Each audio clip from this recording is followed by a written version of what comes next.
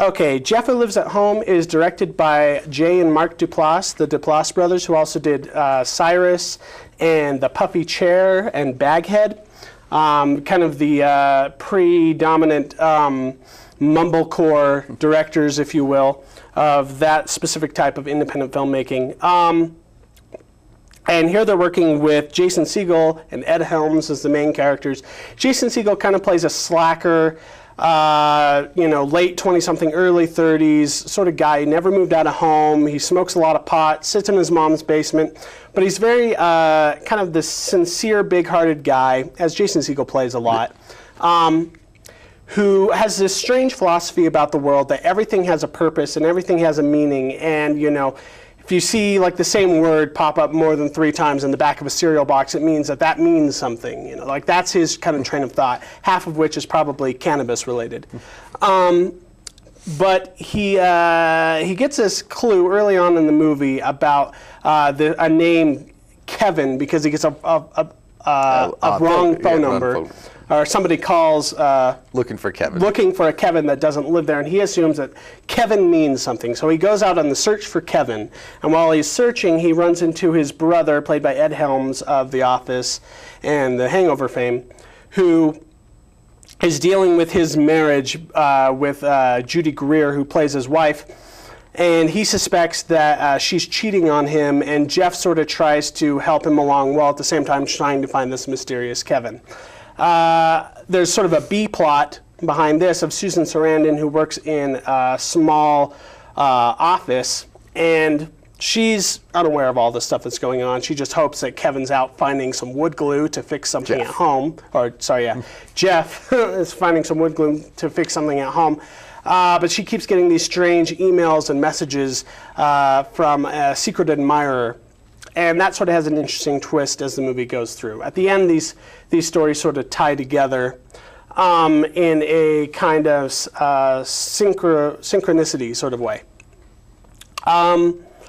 This is a pretty good movie. I like some other stuff by the Duplass brothers a little bit more. I think I preferred Cyrus. I know I preferred The Puffy Chair, which I still think is their best movie, their debut.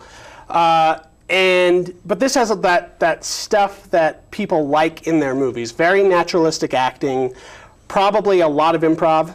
That's usually how they direct their actors. There's sort of an outline of what's supposed to happen in the story, but actually in scene, the characters usually are bouncing things off of each other. And there's some really interesting turns of characters. I will say, even though this kind of still fits within the mumblecore genre, it is a bit more disciplined and a bit more scripted than a lot of their earlier movies. I think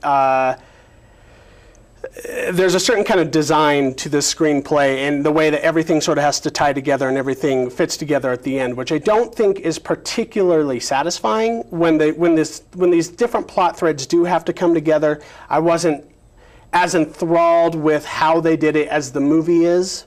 But it's pretty good stuff here, and I think, Jason Segel, Judy Greer, Susan Sarandon especially, all give really solid performances, and it's funny enough. It's kind of that, dramedy, kind of half funny, half serious, half heartwarming, kind of Sundance indie sort of feel.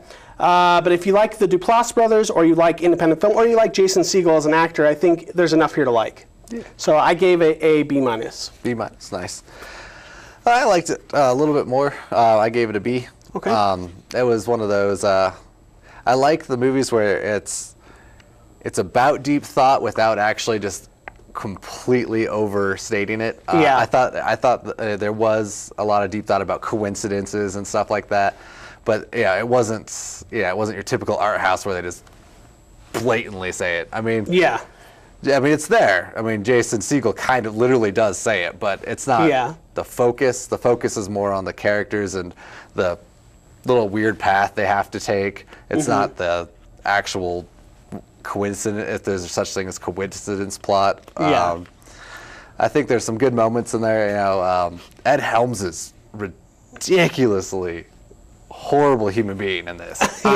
He plays a very unsympathetic character. He was not a likable guy, whereas then Jason Segel is horribly likable. So they play off what they do well as opposing brothers, I guess. Yeah. Susan Sarandon's plot was good.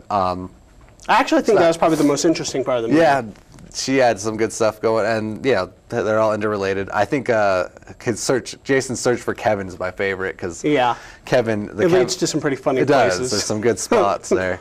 But yeah, all in all, made you think, made me happy. Also sad. It's good with the play of emotions. I enjoyed it.